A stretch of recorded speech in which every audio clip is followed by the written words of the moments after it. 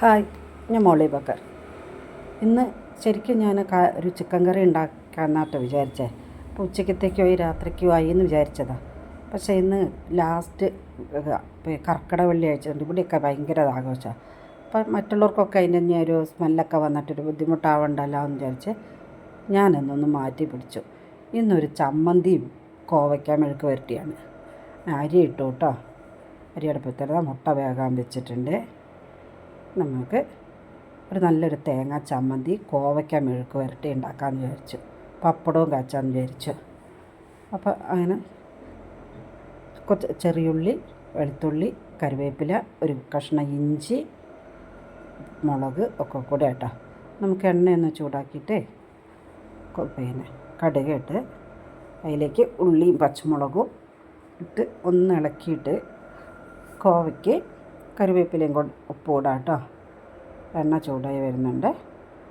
അപ്പോൾ ഉള്ളിയും പച്ചമുളകും ഇട്ട് കറിവേപ്പിലയും ഇട്ട് കുറച്ച് ഉപ്പും ഇട്ട് ഒന്ന് ഇളക്കിയിട്ട് കോവയ്ക്ക ഇട്ടിട്ട് ഇളക്കാം.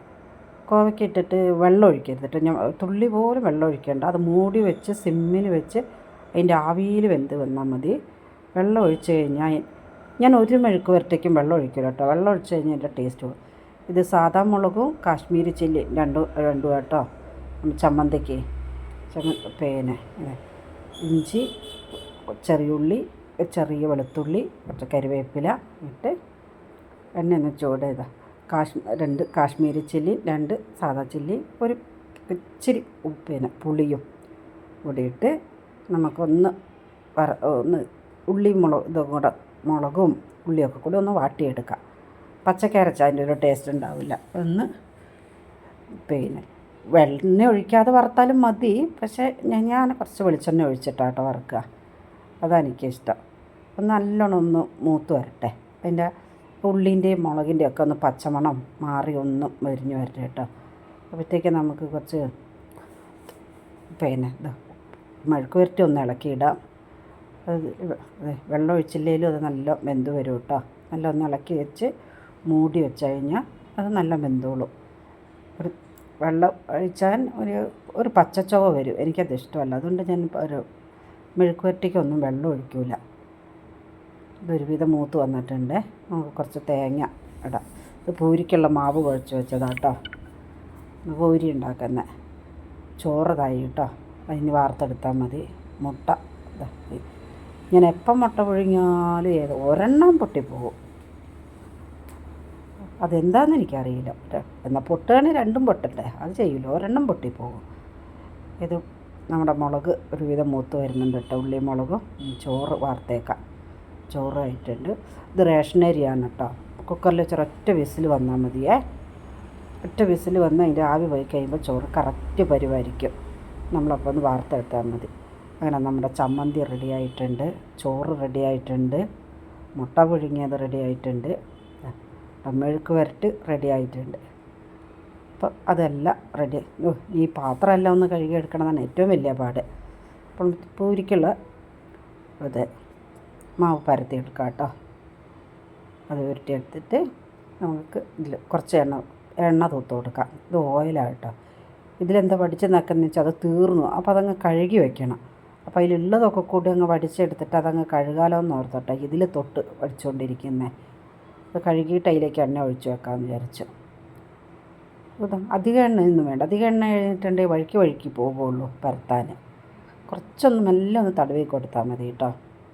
അപ്പോൾ നമ്മുടെ പൂരി ഇത് പരത്തി ഒരു ഇതിൽ വെച്ച് ഇതിലേക്ക് നമ്മൾ എണ്ണ ചൂടായി നമ്മുടെ പൂരി ഒന്ന് ചുട്ടെടുക്കാം കേട്ടോ. പൂരി നല്ലതാണ് പൊന്തി വരുന്നുണ്ട്. ഇനി നല്ല പപ്പടം പൊന്തി വരുമ്പോൾ പോലെ പപ്പടം ആയാലും പൂരി ആയാലും എനിക്ക് നല്ല കൊപ്പളമായിട്ട് വരണം. എന്നാലേ എനിക്ക് ഇഷ്ടമുള്ളൂ. പപ്പടം കുറച്ചൊന്ന് പഴയ പപ്പടമാണെങ്കിൽ അങ്ങനെ പൊങ്ങി വരില്ല. അതെനിക്ക് ഇഷ്ടമല്ല. ഇപ്പോൾ ഓണം പപ്പടം വന്നിട്ടുണ്ട്. നല്ല പൊങ്ങി വരും കേട്ടോ. അതായത് ഈ ഓണം കഴിഞ്ഞ് കുറച്ച് ദിവസം കൂടി ഉണ്ടാവും. അത് ഞാൻ പപ്പടം ഉണ്ടാവില്ല. അങ്ങനെ പൂരി റെഡിയായി. പട്ടാണിക്കറി ഇന്നലൊക്കെ കുറച്ചുണ്ടായിരുന്നു. അതിന് ചൂടാക്കിയതാണ് കേട്ടോ. അപ്പം പട്ടാണിക്കറി റെഡിയായി. നമ്മുടെ മുട്ട പൊട്ടിയ മുട്ട റെഡിയായി. അതൊന്ന് മാത്രം എപ്പോൾ ഒന്ന് പൊട്ടും, 2 പൊട്ടില്ല. അപ്പോൾ നമ്മുടെ ചോറ്, കോവയ്ക്ക മെഴുക്ക് പുരട്ടി, നമ്മുടെ ഓണം പപ്പടം, ചമ്മന്തി, മുളകും പാവയ്ക്കയും വറുത്തത്, ഇന്ന് ഇത്ര ആട്ടോ ഉള്ളത്. അപ്പോൾ ഇതൊക്കെ ഞാൻ പാക്ക് ചെയ്തേ. ഞാൻ സാധാരണ പപ്പടം എപ്പോഴും കവറിൽ കെട്ടി കൊടുക്കുക ചെയ്യുക. ഇന്നിപ്പോൾ ഒഴിച്ച് കറിയൊന്നും ഇല്ലാത്തണ്ട ഡപ്പ കാലിയായതുണ്ട്. ഇത്രയും വലിയ പാത്രത്തിൽ എങ്ങനെയാണ് ഇത് ചമ്മന്തി ഇടണേന്ന് വിചാരിച്ചിട്ട് ഞാൻ അതിനകത്തേക്ക് പപ്പടമൊക്കെ കൂടെ ചുറ്റി കുട്ടി പൊടിച്ചങ്ങ് ഇട്ടിട്ടുണ്ട്. അപ്പോൾ എന്നോട് ചോദിച്ചു ഇതെങ്ങനെയാണ്. ഞാൻ പറഞ്ഞു കഴിക്കാൻ നേരത്ത് പപ്പടം പൊടിച്ചല്ലേ കഴിക്കാൻ, മുഴുവനോട് കഴിക്കാൻ പറ്റില്ലല്ലോ.